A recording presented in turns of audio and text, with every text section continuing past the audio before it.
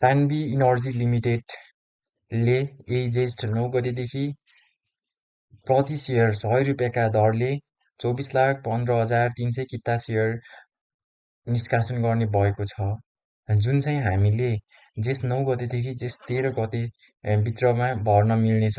यदि कम्पनीको IPO fully subscribe भएन भने 23 गतेसम्म भर्न मिल्नेछ।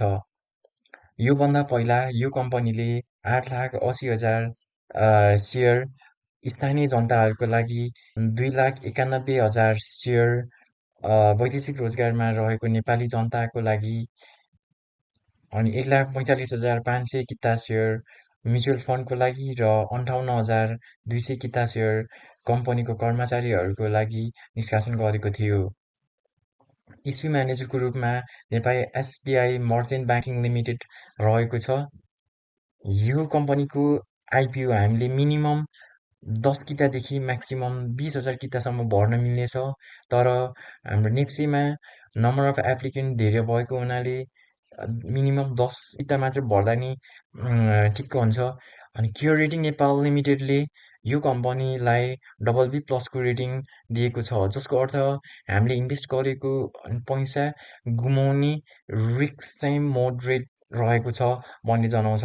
सान्वी इनर्जी लिमिटेड सन् 2011 सालमा प्राइभेट लिमिटेड कम्पनीको रूपमा स्थापना भएको थियो र जुलाई 2020मा यो कम्पनी प्राइभेट लिमिटेडबाट पब्लिक लिमिटेड कम्पनीको रूपमा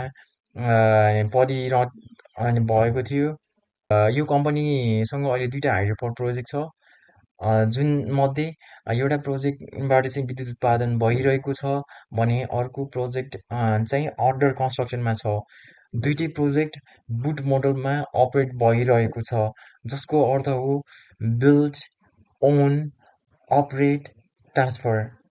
बनाउने, आफै ओनर भएर अनि 30 वर्षसम्म चलाउने र 30 वर्षपछि त्यो हाइड्रोपोर प्रोजेक्टलाई नेपाल विद्युत प्राधिकरणलाई हस्तान्तरण गर्ने